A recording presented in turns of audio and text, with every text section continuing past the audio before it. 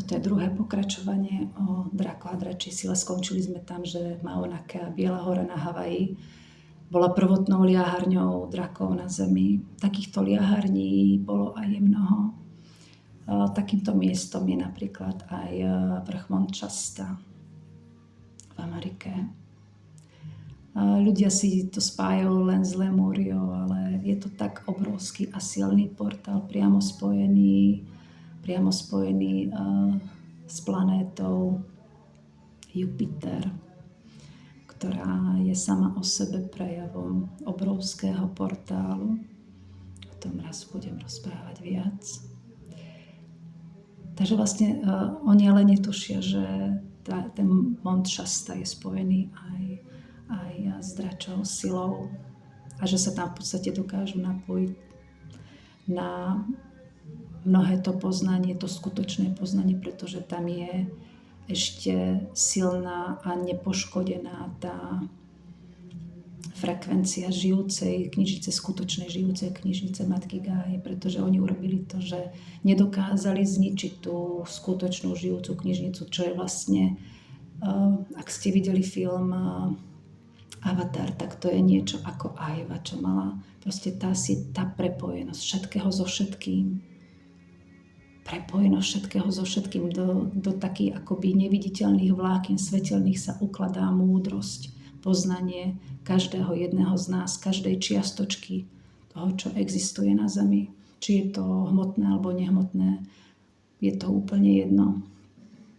A keďže tí samozvaní bohovia, stvoritelia, ktorí chceli teda ovládať celé vesmír, nielen Zem, ktorí si chceli teda vytvárať svety podľa seba, ktorí sa chceli vyrovnať Bohu, chceli byť ešte veľkolepejší, ako je Boh.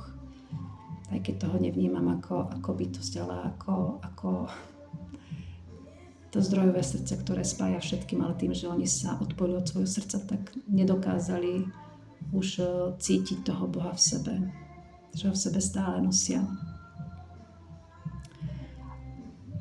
Takže tým, že si chceli ovládať tieto všetky svety, tak nevedeli zničiť túto pôvodnú žijúcu knižnicu, túto prepojenosť všetkého so všetkým na Zemi. Dokázali ju len obísť. A obišli ju hanebne. Obišli ju manipuláciami. Tým, že silou, manipuláciou, rôznymi prístrojmi uzatvorili tie pôvodné portály, ktorých uzatvorili aj drakov, dračiu silu, alebo ich zničili. Potom sa dialo to, že zapečatili tie portály, vytvárali si svoje vlastné portály, na ktoré to bolo vlastne za pomoci technológií a AI nie je nič nové, tak vytvorili umelý algoritmus, na ktorý napájali potom ľudí a robili to aj cez to, že robili zásahy do spomienok ľudí. Mnoho spomienok, ktoré máš, nie sú tvoje. Boli ti umelo nahrané, ale tým, že si ich prežila, tak sa tvojimi stali, pretože emócie majú takúto obrovskú moc, že keď niečo príjmeš emočne, že naozaj mala si spomienku, že sa ti stalo niečo zlé alebo tvojim blízkym a ty si cítila tú bolesť, to utrpenie, tak sa to tvojim stalo.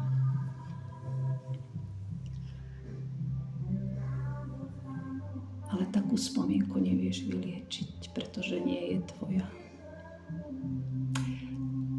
Je potrebné ju preliečiť tým, že to vyplačeš, pretože tie emócie tam sú, ale potom je potrebné to pustiť.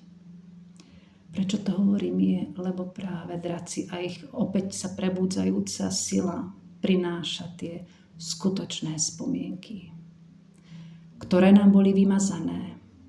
Možno si nebudeš vedieť na ne spomenúť, ako konkrétne nádej, ale budeš to cítiť. Budeš cítiť tú silu, že sa niečo udialo. Že budeš mať potrebu ísť na nejaké miesto. Alebo budeš zo seba vypúšťať nejakú emóciu a nebudeš rozumieť tomu, prečo tomu tak je, pretože nemáš takú spomienku. alebo si všetky spomienky už zvládol, už si chodil na regresie, na neviem aké všelijaké terapie. A už by si, alebo sám do seba si sa nahliadal, ale proste tie spomienky už máš preličené a stále tam niečo je. Tak to môže byť niečo, čo bolo vymazané, ale nemohlo byť vymazané úplne, pretože ak niečo prežijeme, tak sa nám to uloží do našej DNA. A našu pôvodnú DNA nesú najmä naše kosti, tak ako mnoho tej skutočnej múdrosti nesú skaly. Preto je napríklad veľmi silným portálovým miestom, kde je veľmi silná dračia sila nepoškvrnená, aj pyramída Slnka v Bosne a Hercegovine. Myslím, že budú to aj iné pyramídy, ale ja osobne som bola len na pyramíde Slnka a tam to naozaj bolo cítiť. A pyramída Slnka je priamo spojená s Jupiterom opäť.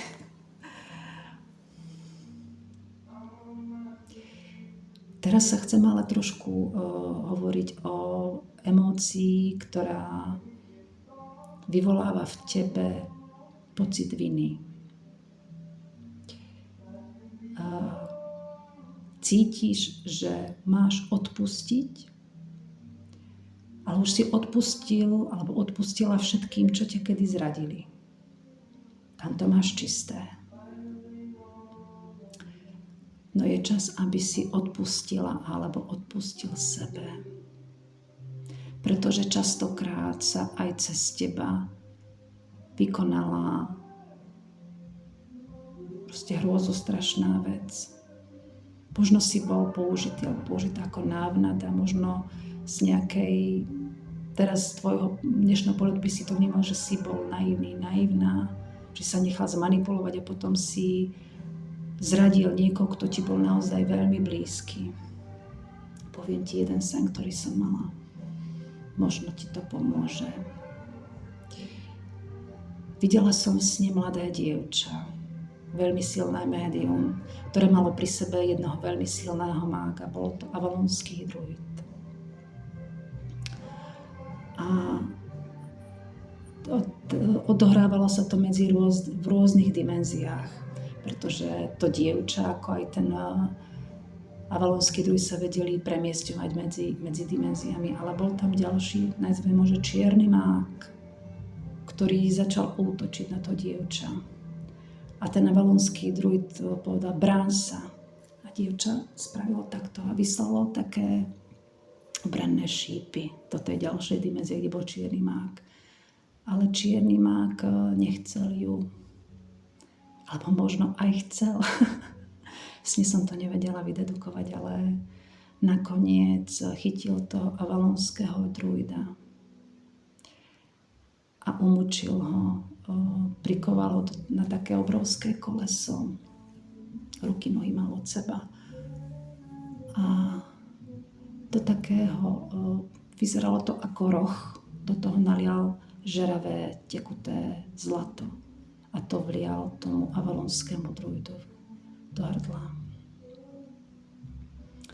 Ďalej som to už potom nevidela. Obraz sa stratil.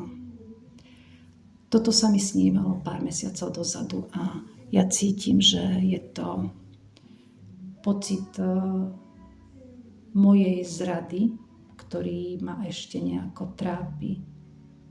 Že je potrebné si odpustiť. Že teraz už viem, že ten avalonský druid sa obetoval pre to dievča, pre mňa, pretože to bol môj sen, ale prispôsob si to na svoju situáciu. Je potrebné si odpustiť, pretože častokrát sa za nás obetovali tí starejší, ktorí pôsobili ako naši otcovia, pretože vedeli, že keď sa obetujú, tak tí uzurpátori neprídu na to, že my sme tí pokračovatelia, tí, čo majú skutočne tú silu, že oni vlastne boli iba našimi strážcami.